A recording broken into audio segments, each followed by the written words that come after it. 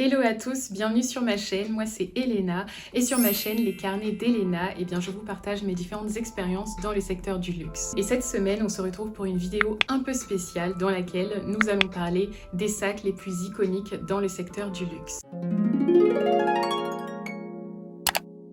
Alors le premier sac qui nous intéresse est bien entendu le sac Kelly de la maison Hermès. Alors avec le carré de soie, le sac Kelly est certainement l'un des accessoires les plus emblématiques de la maison Hermès. À l'origine, le premier sac Kelly servait à transporter la selle et les bottes des cavaliers. Donc là on est bien dans l'univers équestre de la maison Hermès et ce n'est qu'en 1930 que la marque décide de créer une version plus petite et moderne du sac qui devient alors un accessoire adapté au public féminin. La coupe du sac devient plus élégante, le cuir est rigide et le fermoir est équipé d'un cadenas. Il permet donc de transporter tous les accessoires dont une femme peut avoir besoin. Et puis l'année 1956 devient une année très importante pour la maison Hermès. En effet, ce n'est qu'en 1956 que le sac devient iconique lorsque l'actrice Grace Kelly est photographiée cachant sa grossesse derrière son sac Hermès. On sait qu'elle avait choisi ce sac spécialement quelques années auparavant pour le tournage du film La main au collet d'Alfred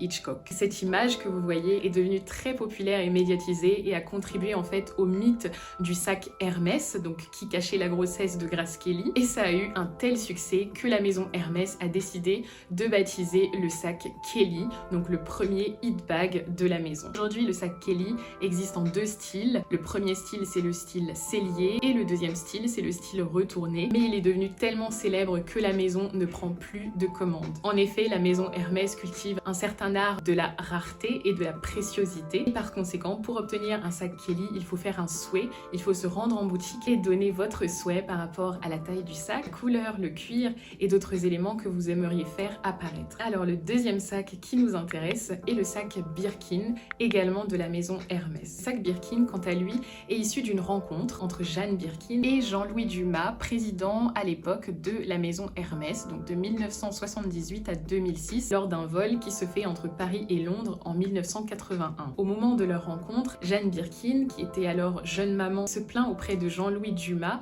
en fait de ne pas trouver un sac qui soit à la fois pratique mais aussi élégant. Et ce qu'on sait, c'est que Jean-Louis Dumas prend cette remarque très au sérieux et se lance un défi, celui de créer le sac idéal pour la jeune maman. Et c'est ainsi que naît le premier sac Birkin, cuir noir souple avec la couture sellier, caractéristique de la maison Hermès, avec une boucle rabat et un fermoir pivotant qui pouvait être sécurisé par une clé et un cadenas. Alors le sac Birkin a lui aussi connu un succès immédiat car il faut savoir que chaque Birkin est fabriqué à la main du début jusqu'à la fin par un seul artisan formé pendant au moins 5 ans, prenant jusqu'à 40 heures de travail et utilisant des outils et des techniques traditionnelles remontant parfois au Moyen-Âge. Et le simple fait de créer un sac Birkin est un processus si personnel que vous retrouverez toujours la signature de l'artisan à l'intérieur du sac. Symbole de richesse et de rareté, le sac Birkin est donc devenu un accessoire quasi impossible à avoir puisqu'il faut faire partie d'une très longue liste d'attente chez Hermès et la rareté de ce sac a même poussé certains magazines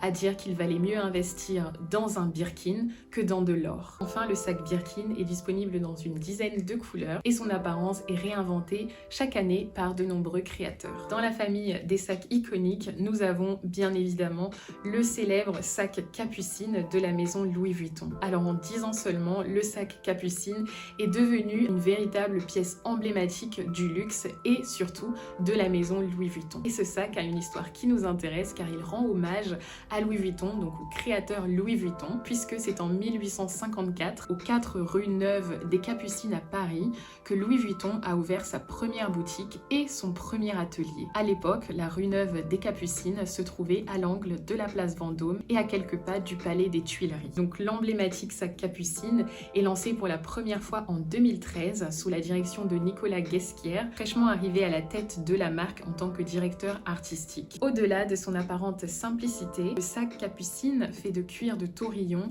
nécessite un travail à la main et plus d'une centaine d'étapes sont nécessaires pour créer le modèle. Très vite, le sac devient une véritable icône intemporelle et féminine. De plus, il apparaît régulièrement régulièrement dans les campagnes, comme la campagne parfum Spell on You avec la célèbre actrice Léa Seydoux, ou encore dans cette campagne avec Yayoi Kusama. Enfin, depuis 2019, le sac Capucine est devenu une véritable œuvre d'art avec la collection en édition limitée qui s'appelle Arty Capucine. C'est encore une fois une collection à l'initiative de Nicolas Guesquière, au cours de laquelle plusieurs artistes internationaux sont invités à réinventer le célèbre sac. Le quatrième sac qui nous intéresse est le 255 de la maison Chanel. Gabrielle Chanel, créatrice iconique, se plaint sans cesse de toujours perdre son sac à main. Elle cherche alors une alternative aux pochettes classiques se portant normalement à la main ou dans le creux du bras grâce à une petite anse. C'est ainsi que naît le 2 février 1955 le célèbre sac, le 255, qui fait donc référence à la date de création. Cette nouvelle création fait également de Gabrielle Chanel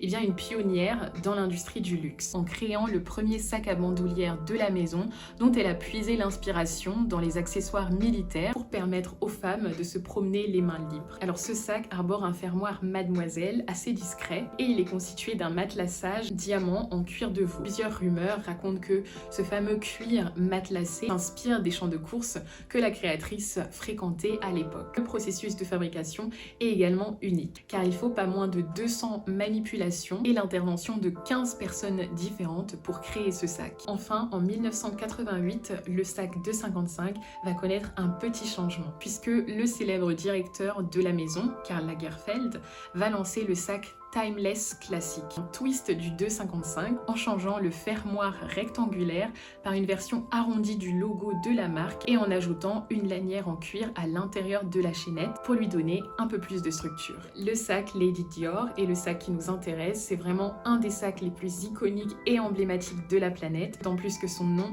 est indissociable de la princesse Diana, princesse de Galles. Alors le sac Lady Dior voit le jour en 1995 lorsque princesse Diana, en visite à Paris, se fait photographier arborant ce sac à la main. En effet, le sac était un cadeau diplomatique très symbolique offert par Bernadette Chirac, la première dame de France, à la princesse Diana. Et ce sac a longtemps été le favori de la princesse Diana, puisqu'elle l'avait porté notamment lors du très célèbre Met Gala en 1996, cette fois-ci en satin bleu. Surnommé à l'origine Chouchou, le sac sera ensuite appelé le Lady Dior en hommage à la princesse de Galles. Aujourd'hui, et plus de 27 ans après, le Lady Dior s'est fait une place sur la scène mode, devenant l'accessoire favori d'une nouvelle génération puisque porter un Lady Dior, c'est vraiment porter l'essence de la maison Dior. 1. Le sac à main reprend les codes graphiques de Dior. 2. Il est le plus souvent décoré d'un motif canage, inspiré des chaises Napoléon III, où Christian Dior installait les invités de ses défilés haute couture. Et 3. Il est fait maison, bien sûr, et il ne faut pas moins de 140 pièces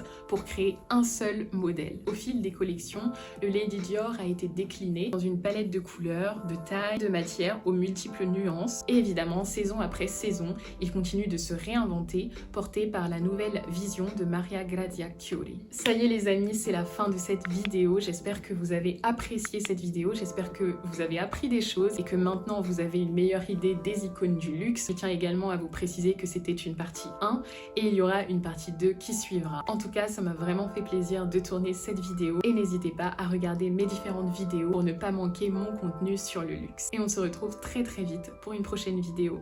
À bientôt!